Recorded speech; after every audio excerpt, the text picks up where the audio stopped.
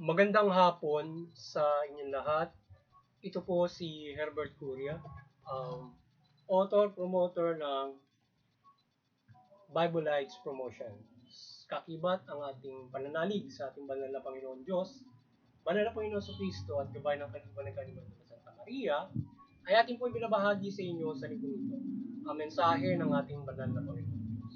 Ang tema ng mensahe ng ating banal na Panginoon Diyos ay ang pagbubuklod ng pamahalaan sa pamilya at lipunan. Ngayon ay babasahin ko po sa inyo ang mga mensaheng ito mula doon sa Bagong Tipan o Mabuting Balita. Sa paghahari ng ating banal na Panginoon sa pamamagitan ng banal na Panginoong Yeso Kristo. Ayon po dito sa kay Apostol San Mateo, Kabanata 19, talatang 5 hanggang 6, ito po ang mensahe. At sinabi, dahil dito ay iiwan ng lalaki ang kanyang ama at ina, at magsasama sila ng kanyang asawa at sila'y magiging isa. Kaya hindi na sila dalawa kundi isa. Ang pinagsama ng Diyos ay huwag paghiwalayin ng tao. Ipagpatuloy po natin kay Apostol San Lucas, Kabanata 12, talatang 42 hanggang 43. Ito po ang mensahe. Tumugon ng Panginoon, sino nga ang tapat at matalinong alipin? Hindi ba siya ang pamamalaanin ng kanyang Panginoon sa sambayan nito upang magbigay sa ibang mga alipin ng kanilang pagkain sa karampatang panahon? Mapalad ang liping iyon kapag ginatnan siyang gumagawa ng gayon, pagbabalik ng kanyang Panginoon. Ipagpatuloy po natin sa mga taga-Roma, Kabanata 14, talatang 11. Ito po ang mensahe. Kahit pagsikapan natin gawin ng mga bagay na makapagdudulot ng kapayapaan at makapagpapatibay sa isa't isa. Ipagpatuloy po natin sa mga taga-Hebreo, Kabanata 12, talatang 14. Ito po ang mensahe. Magpakabanal kayo at sikaping makasundo ang inyong kapwa, sapagkat hindi ninyo makikita ang Panginoon kung hindi kayo mamumuhay ng ganito. Ipagpatuloy po natin sa 1 Korinto, Kabanata 12, talatang 18, talatang 11, mga 26. Ito po ang mensahe. Subalit inilagay ng Diyos ang bawat bahagi ng katawan ayon sa minabuti niya. Hindi may tuturing na katawan kung ito ay isang bahagi lamang. Ngunit ang totoo ay marami ang mga bahagi, ngunit isang katawan lamang. Kahit hindi masasabi ng mata sa kamay, hindi kita kailangan. Hindi ng ulo sa mga paa, hindi kayo kailangan. Kung nasasaktan ng isang bahagi, nasasaktan ng lahat. Kung pinararangalan ng isang bahagi, nagagala ang lahat. Ipagpatuloy po natin sa 2 Korinto, Kabanata 8, talatang 11. Ito po ang mensahe. Kaya ng Diyos na pasaganahin kayo sa lahat ng bagay, hindi pa sa inyong pangangailangan, upang may magamit kayo sa pagkakawangwa. Gaya ng sinabi ng kasulatan, siya ay lumutulog sa duka, ang kanyang kabutihan ay walang hanggan. Ang Diyos na nagbigay ng binding inasik at tinapay na makakain, ang siya ring magbibigay sa inyo ng binhi at makapagpapalugo nito upang mamunga ng sagana ang inyong kabutihang loob.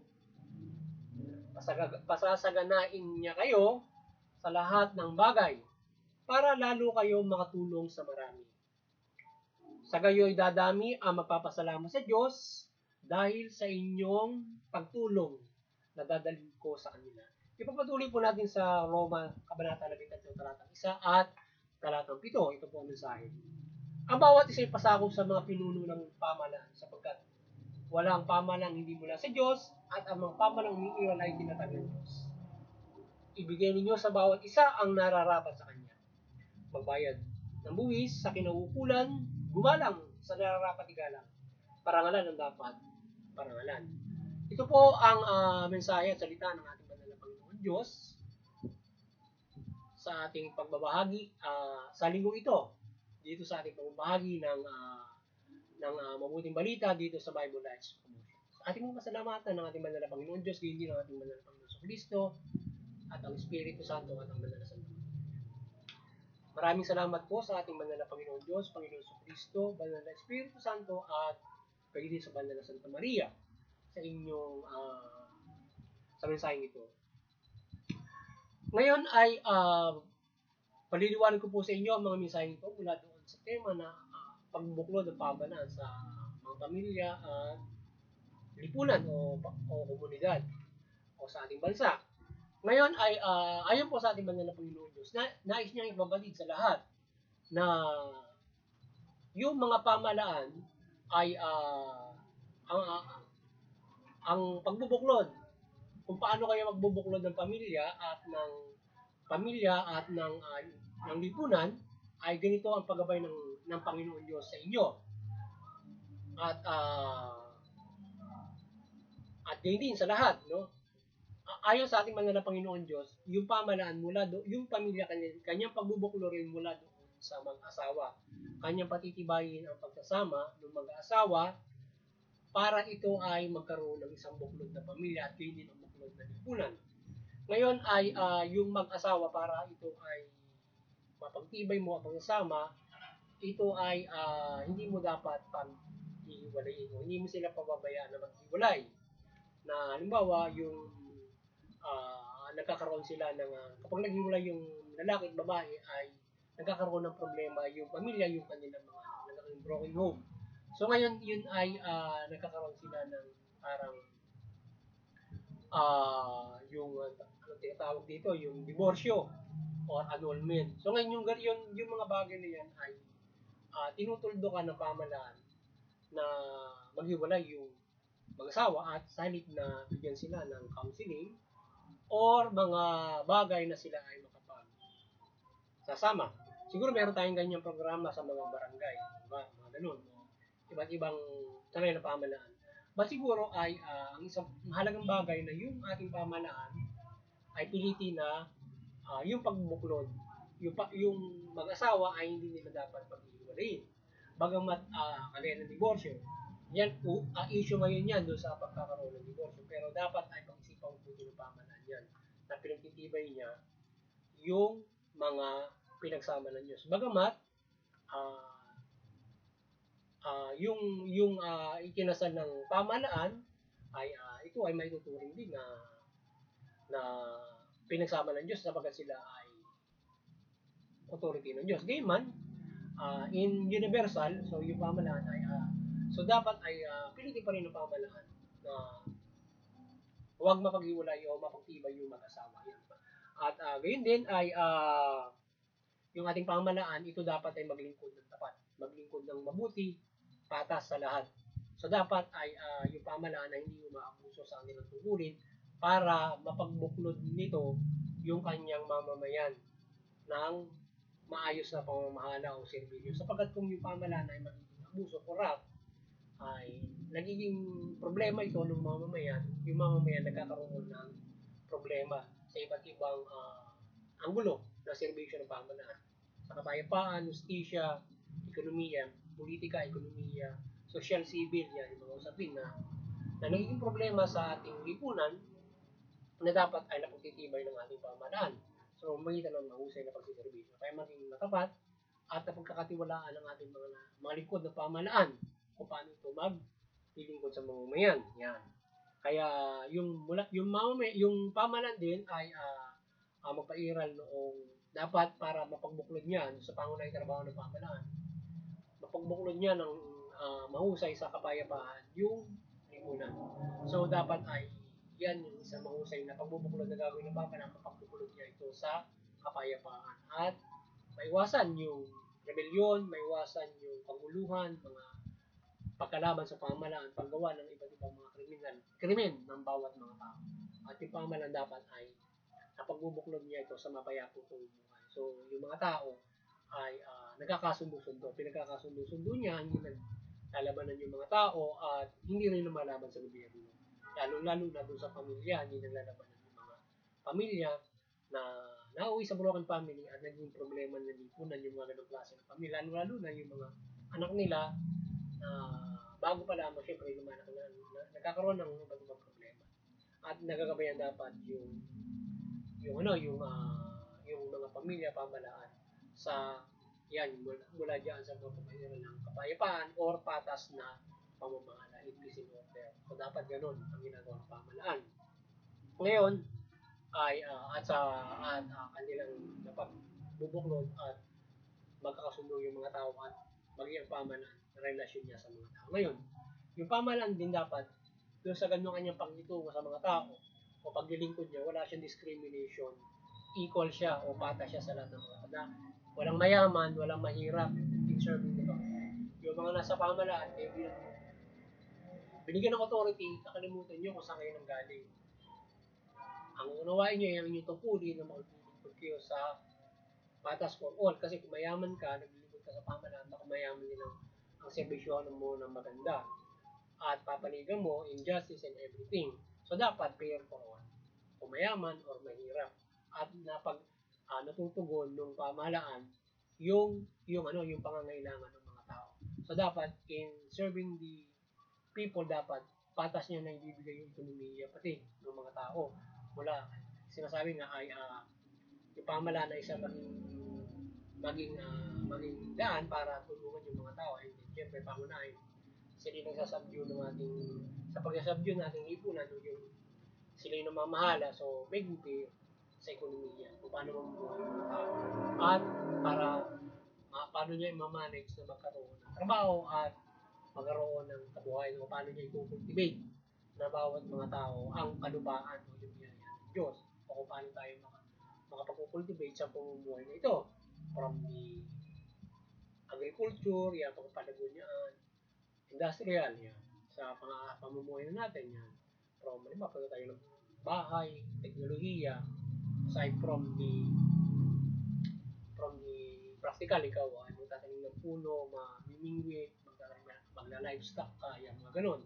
Or else, yung mimina ka at gagawin mo ito na ganito, ganyan, sa teknolohiya, mga pangailangan ng tao, para tayo magtungkol naman to have a good livelihood.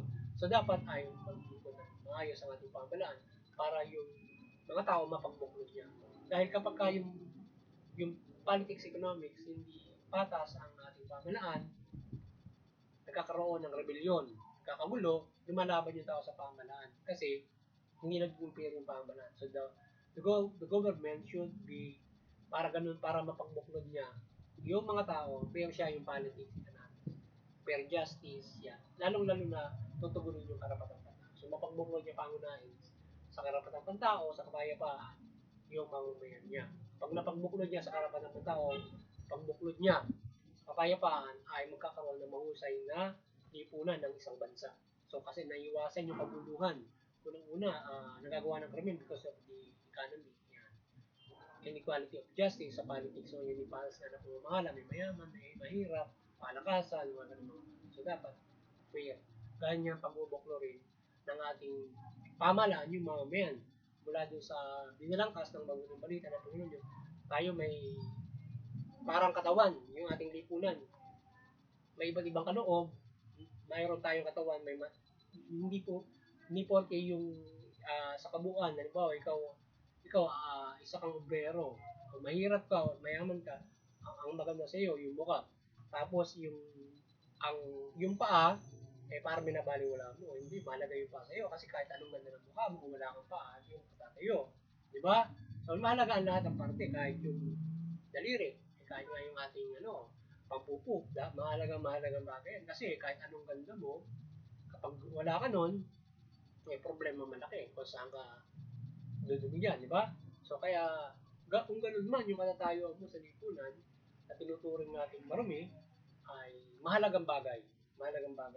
Kaya tayo ay may kanya-kanyang mga ating pananaw. Maliit hanggang malaki, hindi dapat maging fair yung ating pamahalaan na yung isang tao ay isang maliit ang pinabubuhay, isang napakalaki ang pinabubuhay. So dapat maging fair yung pamahalaan sa pagtingin niya. The government is fair to everybody. At dapat yun ay hindi sa libro o hindi sa ehemplo ng mga prinsipyo ng pamahalaan, kundi sa practice lang. At sa gabay ng mabuting balita. Yan. At syempre yung ang lahat ay pasakop sa ating pamahalaan at yung pamahalaan sila ay mamahala ng mabuti. So pamahalaan nila ng mabuti ayon nga dito sa at iba't ibang mga balakasin kung paano ka mamamahala sa iyong kung mayroon kung paano ka mamahala ng mabuti sa politika, ekonomiya, siya na iyong tutugunin ang lahat ng mga bagay-bagay. So yun, mula doon sa pamilya kung paano ito Kaya nga yung ating pamahalaan, dapat yung bawat pamilya, from the entire society, from the family, dapat natutulungan yan to raise para magkaroon sa mabuting pamilya. Kung maganda yung pamilya, maganda yung lipunan mo. Dahil sa kung kumpleto, kung lahat na natamasa ng isang pamilya ang karapatan from the standard life, so mabuti yung entire society. So ngayon, kung naman problema yung isang pamilya sa financial problem, so yan, diyan na nag-uugat yung kaguluhan sa lipunan na yung ibang nakakaangat ay maaaring targetin niya para nakawan niya o hold up niya, agawan niya ng ari-arian, pera, whatsoever, para siya kumain, mamuhay ng ayos. So kaya yun ang problema. Kaya dapat ay matugon ng pamahalaan karapatan. Primarily yung mga ganyan, nabubukulod nila dyan para mamuhay ng ayos. Yan. Politically, economic, social, civil. That should be fair. And then, mabubukulod mo. Pero kung mayroon kang depekto dyan sa pamahalaan na yan, maraming problema, mabubukrok yung lipunan mo, magkakagulo. So, magkakaroon ng rebellion. So, it is division of the society kapag mayroong rebellion. Diba? Labanan at nagkakaroon ng kaya nga gusto ng Diyos magkakasundo. Kaya yung pamahalaan bilang yung pamahalaan at yung mga nanunungkulan at mga nagtatrabaho dyan dapat ay magawa nyo kung paano kayo mapaglilingkod ng mga papakaisa sa kapayapaan at pagkakasundo yung bawat isa. At ipamamahalan nyo na mabuti yung politika ekonomiya.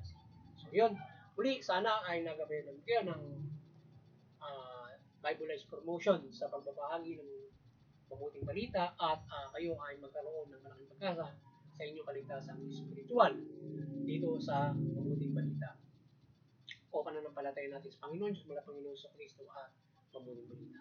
Ngayon ay sana patuloy tayong gabayan ng Banal Santa Maria ng kanyang milagro, kaliwanagan upang sa pagbabahagi natin ng mabuting balita at kayo ay talimain ng mabuting balita. At sa lahat ay ang pakikinig ng mabuting balita at pagkasagawa nito para tayo magkaroon ng malaking pag-asa o magkaroon tayo ng kaligtasang spiritual pagdating ng panahon. So tayo magkakaroon ng malaking pag-asa kung nasusunod natin ito. At yung mga biyaya ng banal na Panginoon Diyos, yan ay magkakaroon sa atin kung nasusunod natin ang mabuting balita sa pananampalataya natin sa Diyos. At tayo ay magkaroon ng mga kahiligan at pananalangin sa Panginoon Diyos para sa ating mga pangailangan. Yan. Uli ay doon sa CBC, doon naman sa opportunity, patuloy tayo magkaisa. Unawain natin yung ating mga reliyon. Unawain natin yung ating mga bawat isa para hindi tayo nauwi sa hidwaan at sigalutan na nagdudulot ng karahasan at digmaan. Bagpas ang gagabay tayo ng kapayapaan, pagkakaisa, pagtutulungan, pagmamahalan, at mabubuting aral. At yung nagkakaisang bansa, yung United Nations, mas patuloy natin mapapaigting yan mula doon sa mga bansa. Na yung bawat bansa, mapapaigting mo yung samahan ng mga tao dyan, mga lahi, mga iba't ibang mga paniniwala, organisasyon, at mula sa bansa, yung nagkakaisang mga bansa. Magagabayan ng bawat mga ng nagkakaisang mga relihiyon at makagagabay nang hindi magkaroon ng hidwaan yung bawat mga bansa o magkakaroon ng ayuda. Maliban dyan ay doon sa patuloy maliwanagan yung Vatican at CBCP sa pagbubuklod ng sangkatawan sa pananampalataya sa Panginoon Diyos, mula Panginoon sa Kristo at mabuting balita. Sa ating munting na kailan sa pagbabahagi ng mabuting balita dito sa Bibleized Promotions ay patuloy tayo na ng palataya ng paggabay ng ating banal na Panginoon sa Kristo at banal na Espiritu Santo.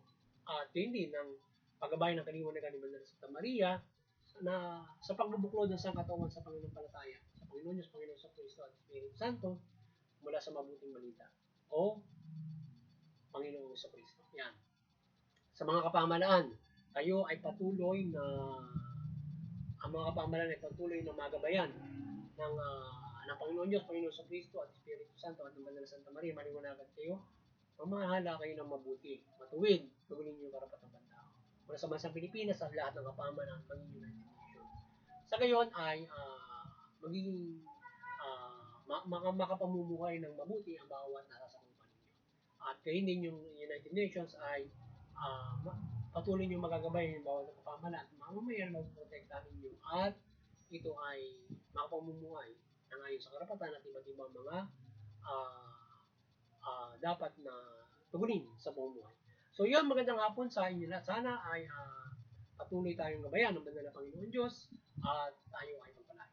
Magandang hapon sa inyo lahat. At God bless you.